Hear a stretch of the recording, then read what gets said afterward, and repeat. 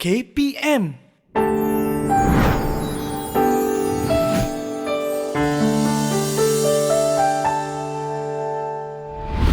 Hai, Assalamualaikum warahmatullahi wabarakatuh. Padu, apa khabar anda semua? Kabar ewak, waras? Alhamdulillah. Syukur pada Allah Subhanahu Wa Taala kerana dengan limpah dan kurnia-Nya serta kasih sayang dan rahmat Allah Subhanahu Wa Taala juga, maka pada hari ini dapat lagi sama-sama kita berkumpul, dapat sama-sama kita berhimpun dalam rancangan kaunselor anda Didik TV KPM. Hari ini anda bersama dengan saya, Cikgu Abdul Muiz bin Muhammad Rusli. Saya bertugas sebagai seorang guru bimbingan dan kaunseling di Sekolah Menengah Kebangsaan Sungai Besar Selangor. Murid-murid sekalian, apa khabar semua? Alhamdulillah, sihat ke tu? Buat apa tu kan? Baik, murid-murid sekolah rendah yang cikgu sayangi. Apabila kita bercerita tentang masalah, mungkin ada antara kita yang rasakan bahawa PKP ini macam satu masalah.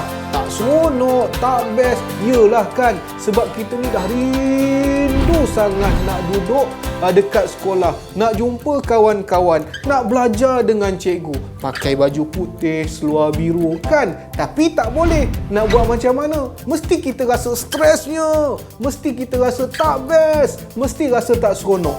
Tak dapat main dengan kawan-kawan dan macam-macam lagi. Tetapi murid-murid sekalian, percayalah, apa yang cikgu nak sampaikan dekat sini ialah ujian ini sebenarnya merupakan satu peluang dan ruang kepada kita untuk jadi lebih baik dan hebat. Faham tak apa yang saya nak sampaikan? Baik, macam ni murid-murid sekalian. Cikgu nak tanya, siapa yang dekat sini yang tengah menonton ni kan? Bila habis sahaja kelas, ni dekat sekolah lah ya, habis sahaja kelas, kemudian dia cepat lari jumpa cikgu. Cikgu, saya nak tanya, saya tak faham cikgu. Ada tak yang tanya macam tu? Saya yakin dan pasti tak ramai yang tanya macam tu kan? Tapi murid-murid sekalian, kalau waktu PDPR sekarang ni, murid-murid boleh tanya cikgu tau kan? Katakan habis kelas, habis Google Meet, habis buat latihan dan sebagainya, ada yang tak faham. Murid-murid boleh telefon cikgu. Cikgu, saya tak faham. Boleh tak cikgu ajar? InsyaAllah cikgu akan ajar. Itulah yang saya namakan peluang dan ruang untuk kita jadi lebih berjaya. Kalau kita lihat masalah itu sebagai satu masalah, maka itulah yang akan kita nampak. Tetapi kalau kita tukarkan masalah itu kepada peluang dan ruang, insya-Allah adik-adik akan berjaya. Gunakanlah masa yang ada, gunakanlah peluang yang ada. Sebab saya yakin kalau kita dah buka sekolah nanti, kita pun malu nak jumpa cikgu. Betul tak? Ingat ya, kalau tak faham, tanya cikgu. Baik murid-murid sekalian, saya tahu bila kita rasa masalah, kita rasa terbeban, kita rasa burn out, rasa tak nak buat kerja sekolah, tak nak. Ingatlah murid-murid sekalian ini adalah merupakan satu ujian. Saya teringat kepada satu firman Allah Subhanahu Wa Taala dalam surah Al-Ankabut ayat kedua. A'udzu billahi minasy syaithanir rajim. Ahasiban nasu an yutraku an yaqulu amanna wa hum la yuftanun. Patutkah manusia menyangka bahawa mereka akan dibiarkan berkata, kami beriman, sedangkan mereka tidak diuji? Jadi murid-murid sekalian, inilah namanya ujian. Bila kita sebut tentang ujian, apa yang terbayang di fikiran adik-adik? Ialah kena baca buku, kena hafal, kena buat latihan. Sebab apa? Sebab nak periksa. Baik, cuba adik bayangkan, andailah adik berjaya harungi ujian, apa yang adik-adik akan dapat? Apa yang murid-murid akan dapat? Murid-murid akan berjaya, dapat nombor 1, kemudian naik atas pentas, salam cikgu, dapat hadiah. Mak ayah pun bangga. Seronok tak? Dah tentu seronok kan? Inilah juga sama dengan ujian yang Allah bagi. Baik, cikgu nak datangkan satu cerita berkenaan dengan haiwan ni. Nampak tak gambar ni? Haiwan ni siapa nama dia? Apa nama haiwan ni? Inilah kita namakan sebagai landak laut. Nampak tak duri-duri yang ada pada haiwan ni? kan? Nampak tak? Bentuk ni pun tak berapa cantik kan? Warnanya pun tak cantik, gelap aja, tak menarik langsung. Kalau kita tengok duri-duri tu, saya yakinlah mungkin duri-duri ni akan menyukarkan pergerakan dia kan. Dia nak buat itu tak boleh, nak buat ini tak boleh. Dia tak ada tangan lagi kan. Jadi murid-murid sekalian, kesian landak laut ni. Mesti dia akan rasa sedih sebab dia seekor landak laut. Tetapi murid-murid sekalian, cuba bayangkan bagaimana sekiranya datang seekor ikan hiu yang sangat besar, kemudian ikan hiu tu buka mulut dia dan makan landak laut itu. Apa jadi? Adakah landak laut itu akan mati? No. Dah tentu tidak. Bayangkan kalau landak laut itu keraskan dia punya duri-duri itu. Kemudian landak laut tu pun berenang dalam mulut ikan Jaws tu. Apa akan jadi pada ikan tu? Dah tentulah ikan itu akan sakit. Silap-silap ikan hiu itu mungkin akan mati. Nampak tak murid-murid sekalian? Duri yang disangkakan sebagai beban, duri yang disangkakan sebagai yang mungkin menyusahkan, duri yang mungkin rasa macam rimasnya dengan duri ini, akhirnya duri itulah yang menyelamatkan diri dia daripada dimakan oleh ikan hiu. Itulah yang saya nak analogikan dengan ujian kita. Kadang-kadang kita rasa ujian ini macam menyusahkan, menyesakkan dada kita. Rasa macam nak buat apa pun tak boleh. Cuba adik bayangkan, kalau adik pergi main dengan kawan-kawan kan, main basikal, peluk-peluk kawan, apa akan jadi? Kita tak tahu, mungkin kita akan dijangkiti. Na'udzubillah min zalik. Nampak tak? Itulah ujian. Bila kita diuji, kita berjaya melepasi ujian itu, insya-Allah kita akan berjaya. Didik TV KPM. Didik TV KPM.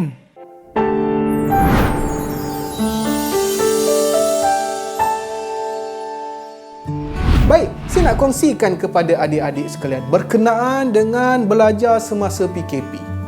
Belajar semasa PKP ini, dia ibarat seperti satu perlawanan yang mendebarkan. Sama ada kita berjaya ataupun gagal. Baik, saya sangat tahu sebab saya sendiri ada anak-anak di sekolah rendah. Baik murid-murid sekalian, apabila kita bercerita tentang belajar menggunakan gadget, saya yakin dan pasti ada antara kita ni berbelah bagi. Sama ada nak belajar ataupun nak main telefon. Macam mana nak buat tu?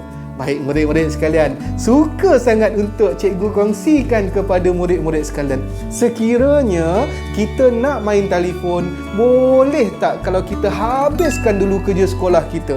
Kita buat kerja sekolah yang cikgu bagi, kita isi Google Form yang cikgu beri, kita masuk Google Meet yang cikgu buat, kita buat semua kerja yang cikgu arahkan, lepas tu baru boleh kita main game. Betul, saya tahu, penat, letih, tak best, tak syok. Tapi kita kena hadap juga benda tu adik-adik sekalian. Takkan kita tak nak belajar, betul tak? Betul kan? Kita belajar juga sikit-sikit. Mudah-mudahan insya-Allah satu hari nanti bila sekolah dah buka, baru kita belajar bersungguh-sungguh. Kita cuba baiki apa yang kita telah tertinggal sebelum ini. Boleh ke boleh adik-adik sekalian? Baik, suka untuk saya kongsikan juga. Bila kita bercerita tentang belajar di rumah ini, perkara pertama yang perlu kita buat ialah kita perlu datangkan semangat nak belajar. Adik-adik sekalian, saya tahu lepas main subuh mesti ramai yang tidur balik kan? Baik murid-murid sekalian, kalaulah ditanya, cikgu, macam mana nak datangkan rasa nak datang sekolah tu, mood datang sekolah tu? Mudah sahaja. Bangun subuh, siap-siap, lepas main subuh, mandi, bersihkan diri, pakai minyak rambut, sikat kemas-kemas, pakai baju yang bersih. Kalau nak semangat lagi, pakai baju sekolah. Yelah kan, kita sempat pakai baju sekolah beberapa bulan sahaja. Lepas tu, dah cuti. Nanti bila nak buka sekolah, baju sekolah dah tak muat kan? Daripada baju sekolah tu tak digunakan, kita pakai ajalah dekat rumah. Boleh ke? Boleh kan? Tak ada masalah kan? Bila kita pakai baju sekolah, kita siap-siap dalam keadaan cantik, dalam keadaan kemas, kita akan rasa lebih bersemangat. Betul tak? Bila dah bersemangat, barulah kita akan rasa lebih kuat untuk belajar. Baik murid-murid sekalian, perkara pertama yang kita kena buat bila kita nak belajar ialah tolong semak jadual belajar. Sebab apa murid-murid sekalian? Bila kita semak jadual belajar, kita akan lebih mudah faham apa yang cikgu nak ajar. Maksudnya, kita lebih bersedia. Okey, kita tahu esok ada subjek matematik, esok ada subjek sains, esok ada subjek bahasa Melayu. Kita siapkan buku, kita letak atas meja.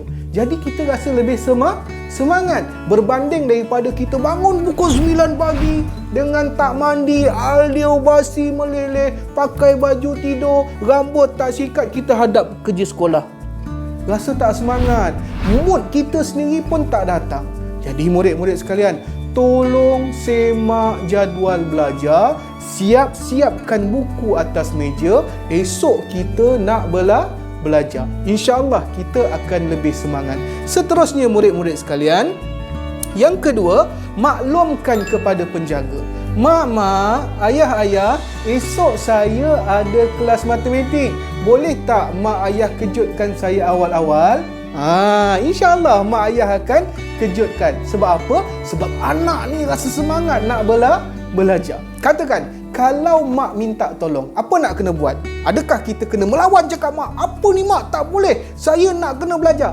Tak. Kita kena ikut cakap mak. Tapi dalam pada masa yang sama, kita bagi tahu mak, mak, saya ada kelas matematik. Boleh tak kalau saya buat kerja yang mak bagi ni selepas habis belajar? Saya yakin mak-mak insya-Allah akan faham. Yang penting kita nak belajar. Ingat murid-murid sekalian, tolong bagi tahu mak ayah tentang kerja kita. Kalau mak ayah minta tolong, tolonglah dulu, kemudian siapkan kerja. Ataupun kita siapkan kerja dulu, barulah kita tolong mak ayah. Seterusnya murid-murid sekalian, bila kita dah belajar secara dalam talian, sama ada Google Meet dan sebagainya, janganlah tutup kamera. Sebab apa? Ini berkait dengan adab. Apa maksud adab ni murid-murid sekalian? Ada antara pelajar, saya tahu ada antara pelajar, bila Google Meet dia pasang kamera, kemudian dia tak ada pun dekat telefon dia. Dia pergi mana, dia pergi sana sini, pergi main, pergi makan dan sebagainya.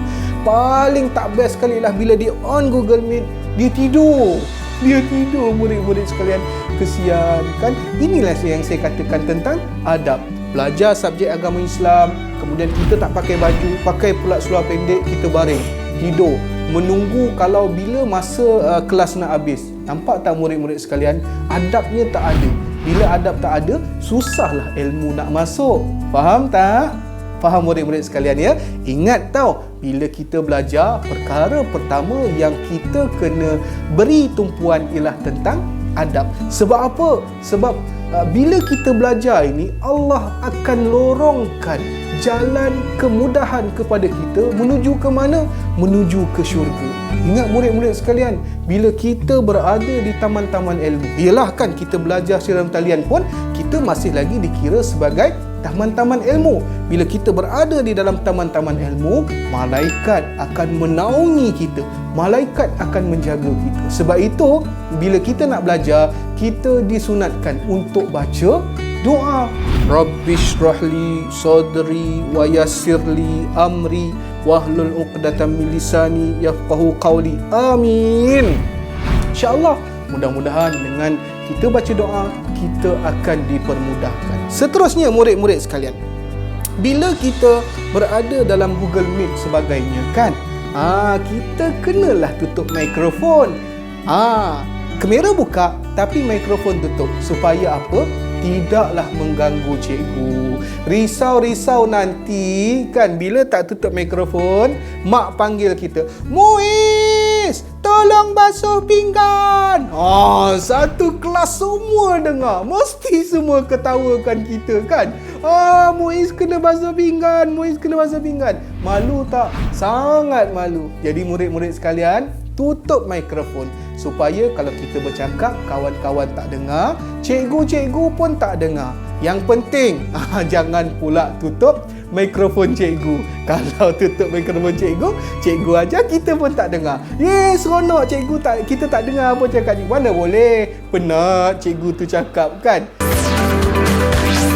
Didik TV KPM. Didik TV KPM.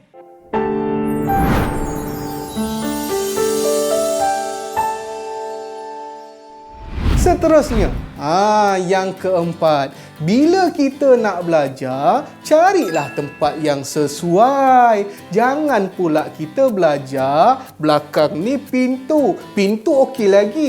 Pintu bilik air, bayangkan kan, kita belajar pasang kamera, tiba-tiba abang kita keluar bilik air tak pakai baju, kan malu kan. Kalau boleh carilah dinding yang belakangnya dinding. Kalau kita buka kamera, tak nampak pun orang belakang, nampak dinding, nampak muka kita sahaja. Itu juga salah satu adab untuk belajar. Cari tempat yang sesuai.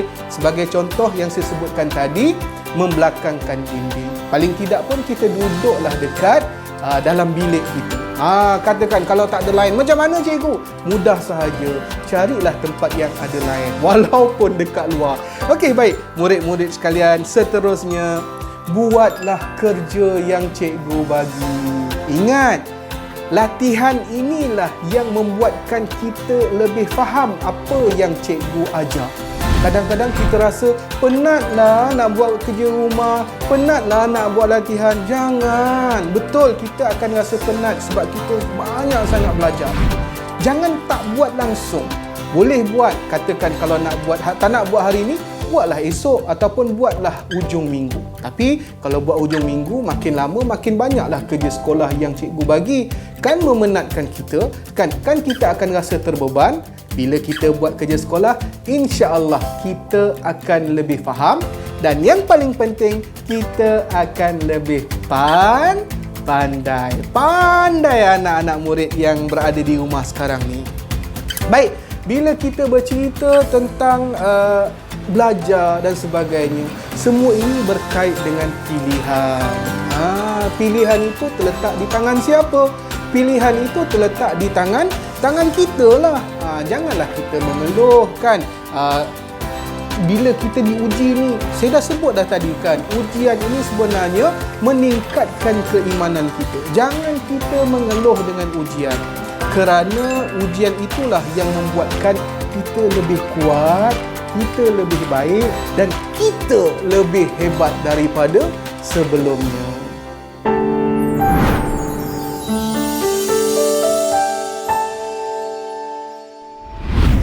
Cikgu, kalau saya ada banyak benda nak kena buat ni, saya nak kena buat yang mana dulu?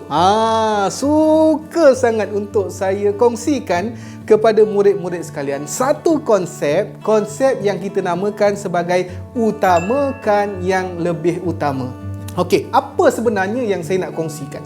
Baik, sekiranya kita ada banyak benda yang kita nak buat, kita kena susun benda-benda itu. Perkara-perkara itu kita kena susun. Supaya apa? Supaya kita tak rasa serabut. Mak suruh buat ni, cikgu suruh buat ni, ayah suruh buat itu, abang suruh buat itu, adik suruh buat ni. Pening kepala, saya stres cikgu. Macam mana saya nak buat? Susun kerja yang kita nak kena buat mengikut keutamaan. Utamakan yang lebih utama. Katakan, saya bagi satu contoh. Apa yang perlu kita buat? Do it now. Antaranya ialah belajar, buat kerja sekolah, Google Meet. Yang kedua, kita letak dalam kolom do it later. Apa itu do it later? Kan, do it later ni contohnya macam jawab telefon. Kan, kawan kita telefon, sabar, nanti kita akan jawab. Itu kita letakkan dalam do it later. Okey, kemudian do it next. Apa itu do it next? Do it next ni ialah kita akan buat nanti. Contohnya apa? Kita nak ikut mak pergi pasar, kan? Kita nak beli barang makanan. Ingat, last kali ialah delete. Maksud delete itu ialah kita padam terus.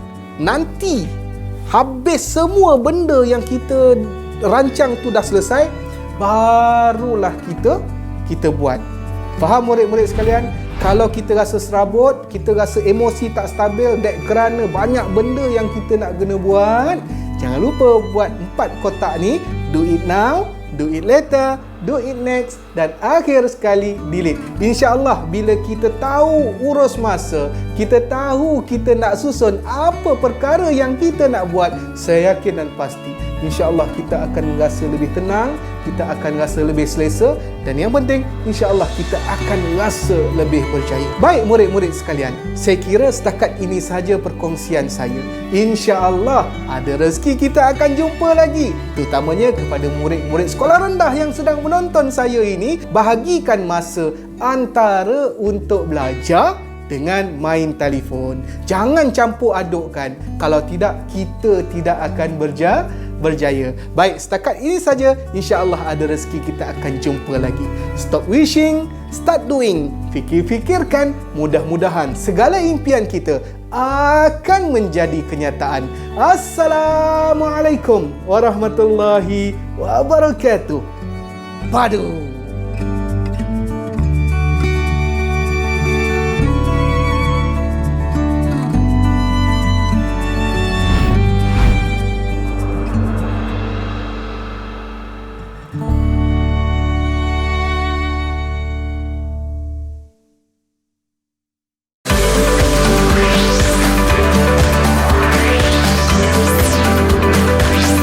Didik TV KPM